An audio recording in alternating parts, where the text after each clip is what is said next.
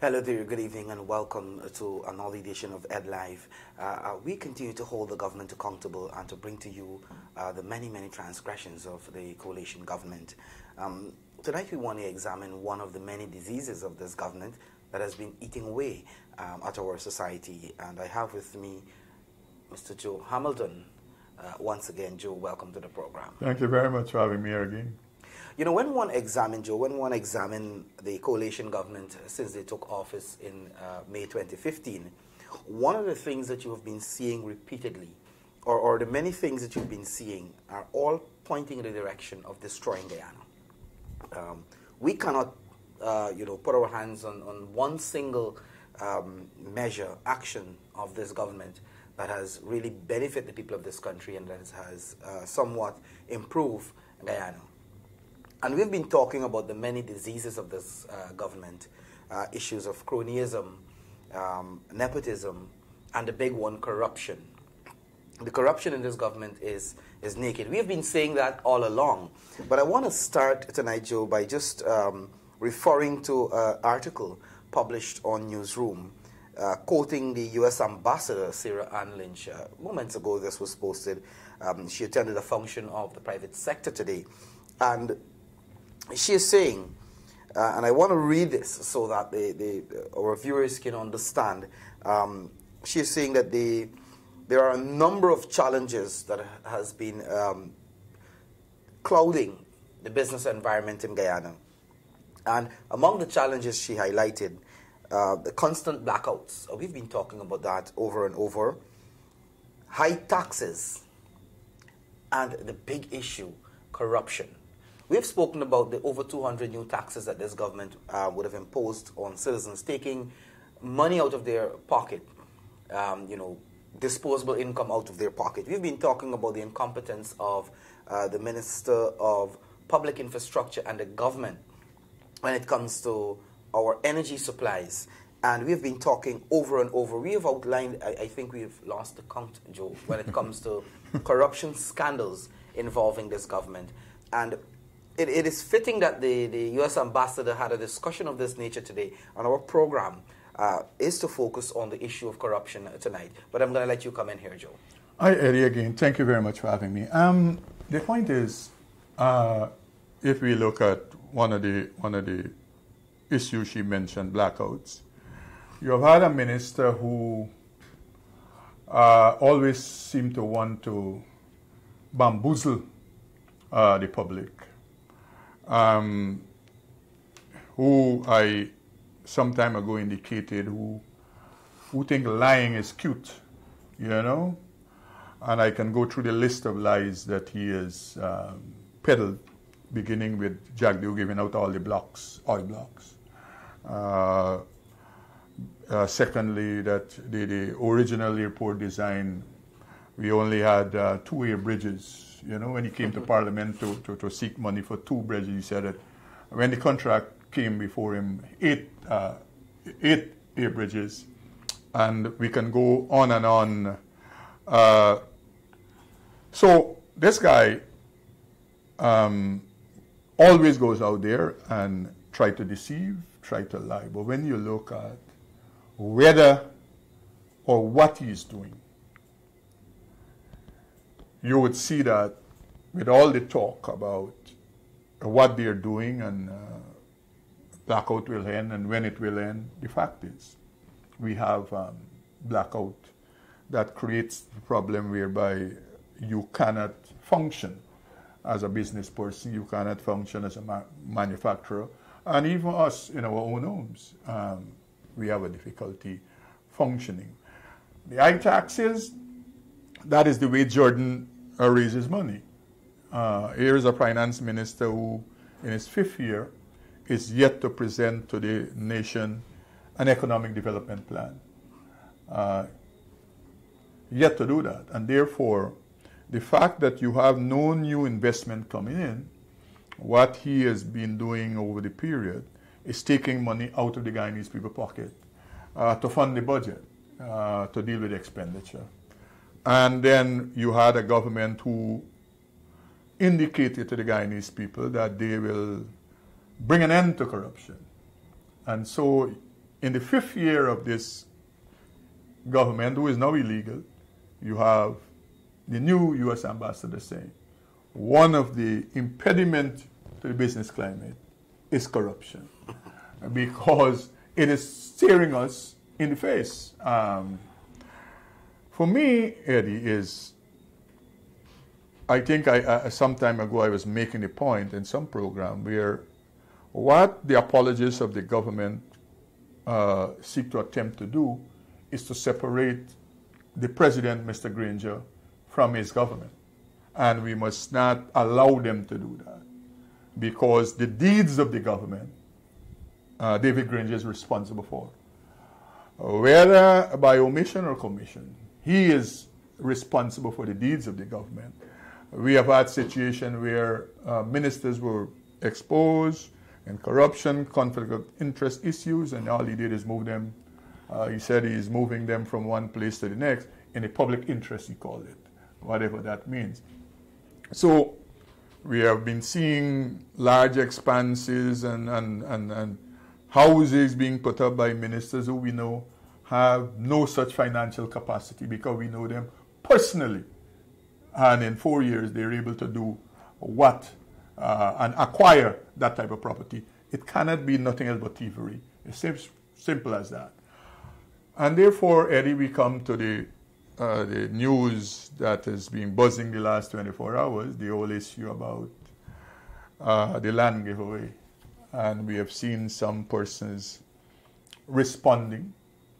And what is laughable about some of the response, one gentleman starts off by seeking to say, listen, Jack Deo and the PPP discriminated against Afro-Guyanese. And with the same breath he's saying, he got his land under Jack Deo. I mean, so you see the confusion there. Jack Deo discriminated against Afro-Guyanese in the interest of Indo-Guyanese. But the same breath he's saying, listen, this land that they're talking about me, I have no new land. This land was given to me under Jack Deo, and I have since relinquished ownership of it. But the fact is, he's talking about one parcel of land. The map we have, the information suggests that at Bohemia, his name is listed there on the plot of land there. So he was talking about, I think, the land in Kanji he was referring to.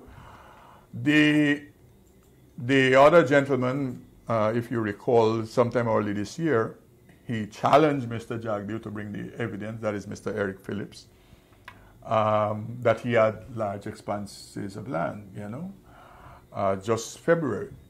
And now he's saying again, I now got the land now, but I made the application to get the land since under PPP time. So, again, he started off early in the year to say that I don't have no land. I have not acquired any land from the state. But now when the evidence is before him, he gave a long explanation about his file disappearing, lost, all kind of nonsense. But the fact is, he's caught in a lie, and you can't change that. The other important point is this is a man who says he represents us, Eddie, our interests. He's a black nationalist. He is struggling and fighting for us, he says.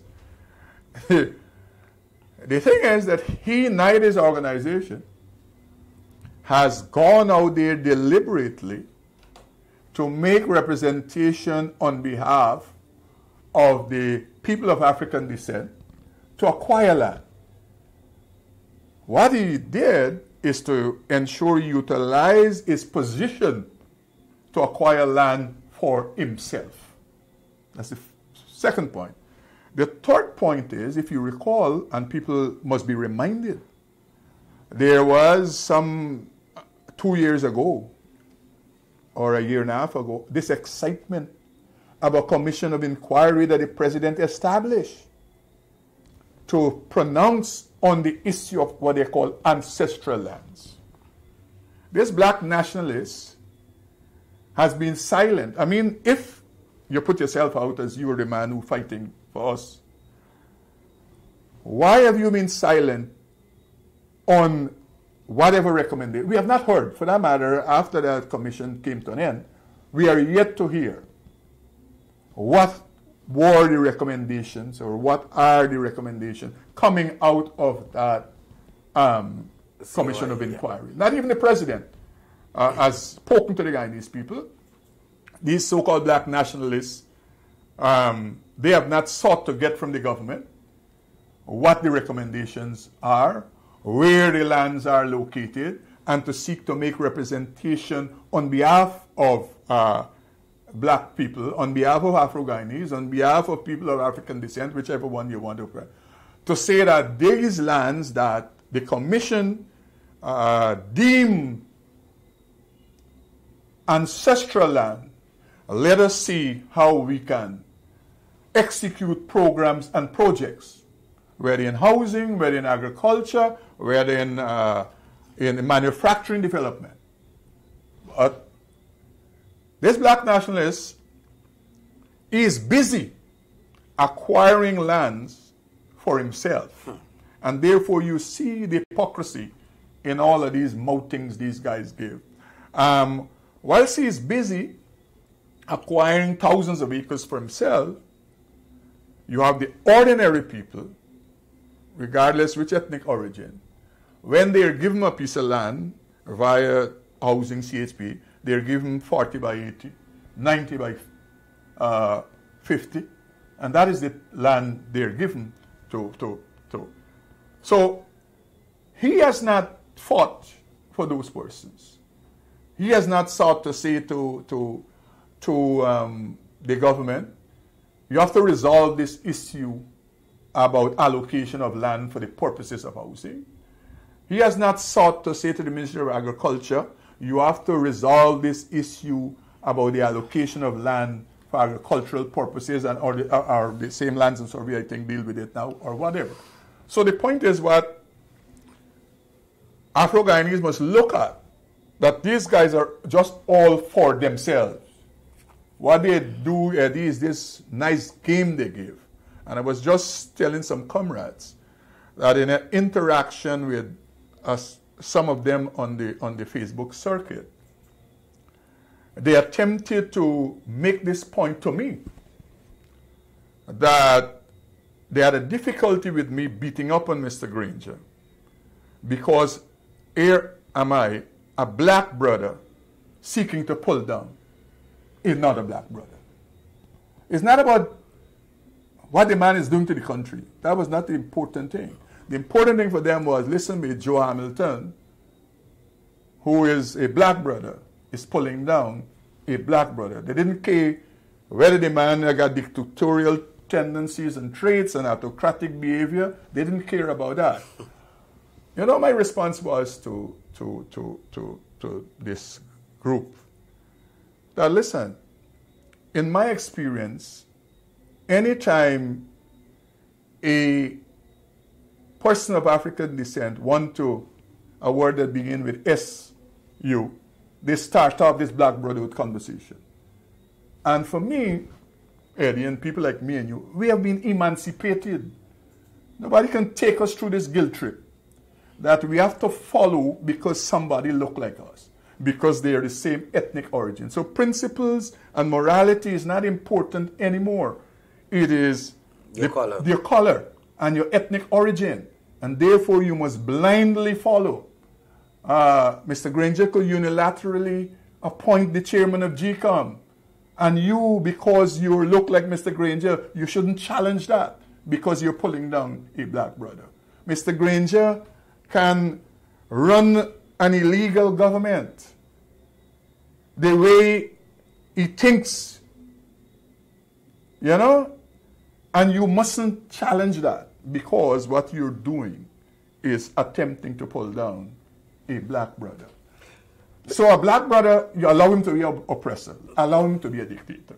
I want to come back though, Joe, to the issue of the gifting of state lands large tracts of state lands to selected persons, because when you look at the list of persons who would have received land and the amount of lands that they would have gotten, it is a cause for concern. And for me as an individual, as a Guyanese, you know, I was taken aback today when I heard the commissioner of the Ghana Lands and Survey Commission trying to defend, you know, this thing, you know, because of the fact that you're seeing here persons who are employed in the Ministry of the Presidency in senior positions. And in the first place, we've always maintained that these appointments in these key positions were all party hacks. Members of the PNC and to a lesser extent the AFC, which, you know, don't matter at this point in time. Never really matter in the coalition as far as I'm concerned. But you're seeing, so these very people, we spoke about the appointments that were being made, and you're seeing these very people now are the ones that are given thousands of acres of land. And there seemed to be no purpose, no reason in terms of investment by these individuals, or even if they form themselves in a group. So that by itself, Joe, I think, is a cause of concern, and it's something that you have to look at closely. I'm going to come just now, I'll give you a chance to come in here, but I'm going to come just now to the counter-argument we have been hearing from some of the loyalists of the PNC with regards to the distribution of land. And before I bring you in, I want to go back to Mr. Trevor Benn's failed attempt to defend by claiming, oh, this group is not the only people who got lands. And I understand one of the reporters at the press conference asked him, could you name the others? No, I can't name. I'm not going to tell you. You know, so you're defending a group of people, questionable allocations to them, people who are very close to the PNC, who are very close to the president and the government, but you don't want to show that if you're claiming that there is equitable distribution, you're refusing to show who are the others who would have received. Okay, Eddie, let me before I get into that, let me, in the interest of transparency and full disclosure, to make the point that sometime last year, I signed a lease on behalf of the company I represent in this country for 5 acres of land at Long Creek. We applied for 15 acres of land to construct a cement concrete products plant, and we got 5 acres. Because I'm doing this because the Mosley type, that is the type of news they will seek to. If you recall, when the minister was caught, our ministry giving contracts to her husband, Mosley conversation was the company I represent building houses for the government. So I suspect, and he asked such a question today, seeking to move the conversation. He asked, Gordon Mosley asked Mr. Ben whether persons who were in the opposition, so I know where that was going. So I'm making the point so that is out there, that is known, so that it cannot become a story. I put it in the public domain. Now, a couple of things. I looked at Mr. Ben's, Trevor Ben press conference, and a couple of things jump out at me. First thing, Mr. Ben stayed clear of the land giveaway on the Region 3 foreshore at best, 50 acres, where a man is not just given the reserve and the seawall, he is given part of the ocean also. Right? The same man, as I understand it, or the same company, is given 40 acres of land in the Demerara River. The foreshore, the reserve, the shore, and the river. Right? And as I understand it, where the land is given, that might be one of the likely places that the bridge to go across, the new bridge, might be placed. So here's a man speculating with land. And I think that is what is missed with a lot of these apologists. They fail to understand that Mr. Ben, when he was asked, did the application specify what this person will do with this land? He said no. He said no. And that should inform you that this is a man who is acquiring land for the purposes of speculation. He's a speculator, not a developer. The land I just spoke to you about, that the company I represent acquired, we had to submit a project plan to the Lands and Survey. And we had to indicate what we will do on the land. He is saying that these guys who got four shores and who got the river bank, they don't have no specific purpose or purposes they indicated to acquire those land. So you see the difference. You see the discrimination in the allocation, not just where they are and the amount, but the other man, you talk to business people, all of us, we were asked to present a business plan before acquiring state land.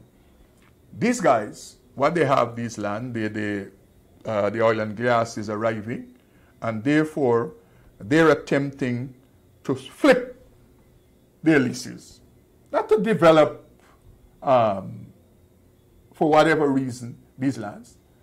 The people who acquired at the Borby's foreshore there, the river mouth, and Demerara, and as I said, Mr. Ben went all over the place. Region 10, Region 6, Region whatever. The closest place to Mr. Ben is Region 3. You would want to think he went into the Pomeroon River to give explanation. But he stayed clear of, and you know, the Pomeroon he spoke about, that is a land allocation with a history. So he went back into the history of that. Borby's Kanji, again, is a land allocation with history. Some of these are lands that were allocated or applied for since under the PPP. In the case of the land that is new and fresh, applied for not so long ago under the coalition government, he stayed clear of dealing with that. He mentioned that was the plague. First thing, the guys who got the land, he is saying they have not presented to the commission a project plan for the purposes of the land. And the point you raise, that you have a man who is entrusted, according to him and his government and Mr. Granger, to recoup state lands, the Sahara. And during the whole process, he is, collecting, partaking in a collection of lands. It's like, and it's the same trend. The SOCU, who is set up to deal with the issue and the aspect of corruption, and so they're full in corruption. So you have State Assets Recovery Agency that whilst they're seeking to recover assets that they say were given out, they also are collecting assets. That is two persons at least in the State Asset Recovery Unit that we know about. And what, Eddie, for you and I, we know that what the opposition leader did is just a subset of the information he has. It's just a few names of the information that is rightfully and prominently. And then Mr. Ben went on attempting to lock people up. He said the police and, all the kind of, What the commissioner must understand, and that the police involvement and Mr. Siri's court threat, what they fail to understand, that will allow you to get more access to information. They think it is, these threats are to push back and to have you stop having the conversation. But a police investigation will allow for more damning information that is presently in the public domain. The same thing with a court challenge, it would allow for, because all the evidence, the respondent would have to have access to all the evidence to prepare and to respond to the case in the court. So that is not cowing the opposition leader or the opposition from speaking about this matter. We say go merrily into this matter. The other thing Mr. Ben did, and that these public officers seem not to understand their role. You have to determine whether you want to be a public officer or a politician. And the same thing you note with the GRA, the Commissioner General. Because once you enter the political fray as a public officer, it's open field. So you can't on one thing you're talking about protecting your credibility as a public officer, and then you make political speeches. And Mr. Ben made a lot of political speeches. Mr. Ben was speaking like he was a government policy maker, like a minister. He was comparing what transpired under one government and the other. That is not how a public officer should speak. A public officer should go out there and state the facts as they are. The information that is necessary to attempt to debunk what is in the public domain. You cannot go out there seeking to make excuse for one government and seeking to lambaste the former government. That is a political speech. And therefore, Mr. Ben would be careful to when he's speaking, not to take set up, so to speak. And Eddie, they had a strange thing happen today, another unprecedented, where a private citizen barged into a public officer press conference and demanded the media engage him. You look at the press conference, where Mr. Series came into, Mr. Ben was still on his feet. He was still at the podium. And a private citizen, Eddie, they must have some intimate kind of relationship, some body-body relationship for Mr. Series. To have that kind of access. To have that time, and to even attempt to do something like that, right? And then further, to utilize not Mr. Series' office, to utilize the precinct of the state to carry on his press conference. I mean, this is unprecedented action. This is arrogance and bombacity to the highest extent. The point is, if Mr. Series wants to address the media, Mr. Series must call a press conference at his office. And so I'm putting that out there to make the point that some madness has taken over all of these guys, the way they function. Because the opposition is an unhinged government. They're not thinking clearly and they're not focusing properly. But, Joe, what that too shows is the fact that there is a deliberate attempt of covering up.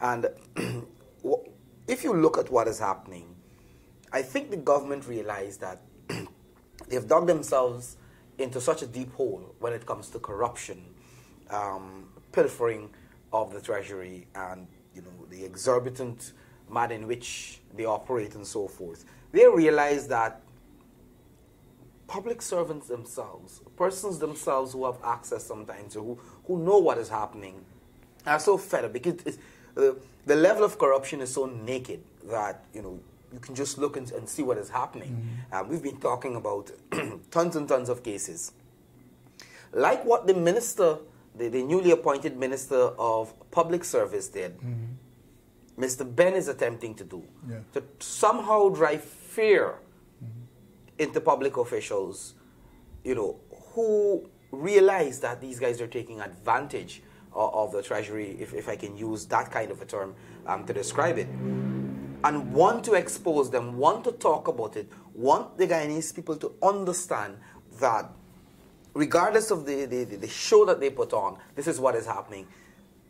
Mr. Ben, like the minister, they're now moving to drive fear into people to say, oh, we're going to call in the police, and you have to be answerable as to why this information has been leaked. Oh, and as the minister did, send home an entire department. Well, you would note that Mr. Ben has already indicated that the intimidation already had a casualty, because he is, I think, the manager for the land development, he said, has resigned or demitted office because he introduced a young lady there who is the acting land manager or something. So already, the point I'm making, the tactics have had some result.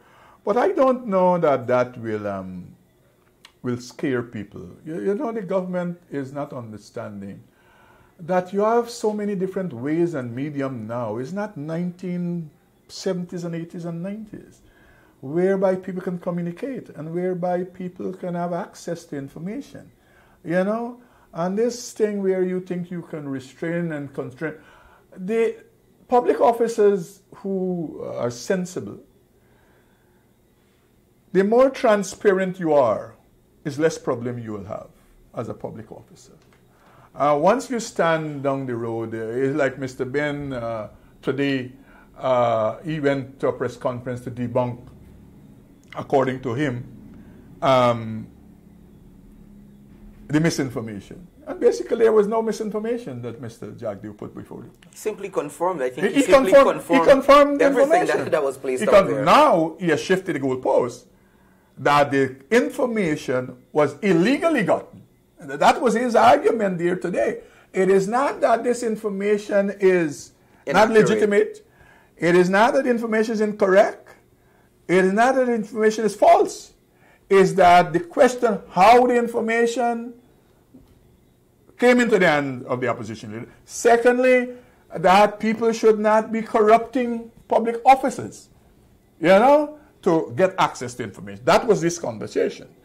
The other thing that, if you note, many of the cheerleaders of this cabal, they have attempted to, and even Eric Phillips, to shift the argument and series to an ethnic argument, the land issue. They are attempting to make it an ethnic discourse. But it's not an ethnic discourse. It's a discourse where privileged people are getting benefits because of their relationship that the ordinary people will not be able to get and are not getting, evil persons who are supporters of the government. Secondly, and as I said, they are trying to make the argument,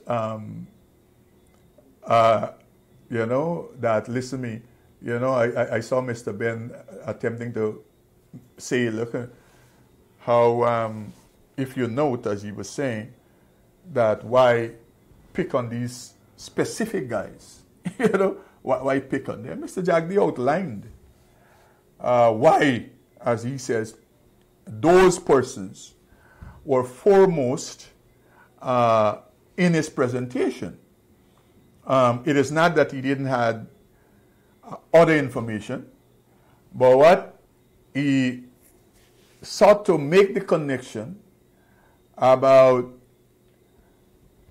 what is happening within the government circles, where you have people who are utilizing their relationship, who are utilizing their position, where they're placed, to grab up land that they will not put to any beneficial use. That is the important thing.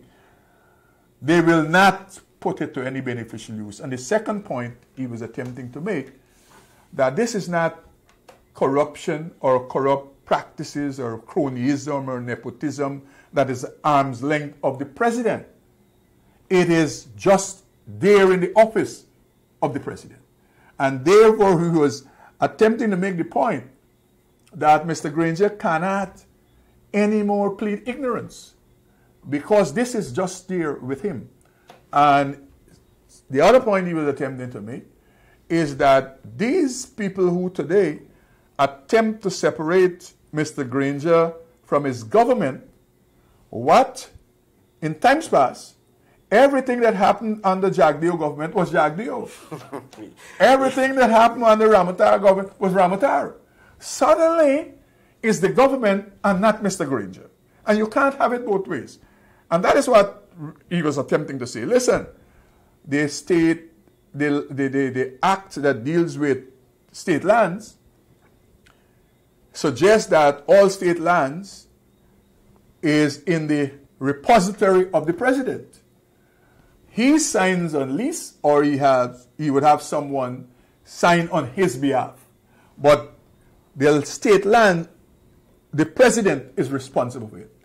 And therefore, if Mr. Granger is unaware, well then we can tag him with the badge of incompetence and ineptitude. If he's aware and he allows it to pass, then we can say that he is a partaker of what is happening there. And therefore, it is for Mr. Granger to speak on the matter. He can't continue to hide and duck anymore, because it's not Ministry of Housing we're discussing now, with a minister and her husband, lovey-dovey, husband getting work and the minister, his wife, or the man who allowed the people to put 9,000 US in his bank account and not in married account. It is not that. It is just at the building where you normally keep your cabinet meeting, sir. You have these people who are, and they have been going more wilder since the no confidence vote. I think that is another important aspect, Eddie, that the land grab has become more intense since the no confidence motion, because apparently they're of the view that their government will not be in power when the election comes. And those are the issues. So people are trying to cloud it in all kinds of things about ethnicity and race and all the kinds of... That is not the issue. The issue is corruption, nepotism, and favoritism. But I think we have just a few minutes more, Joe. And one of the arguments I've seen coming up already is the fact that the apologists of the government and of the PNC, but lands were being given out under the PPP. Large swaths of lands were being given out under the PPP. I agree. But I want to point, quickly, in no particular order, to a few cases where lands were indeed given out, large tracts of land were given out, and what it resulted in. So let us talk about where Movie Tongue is. Remember, they were trying to take the land back from the gentleman and so on. That land was given out under the PPP. The PNC created a whole big scene about it.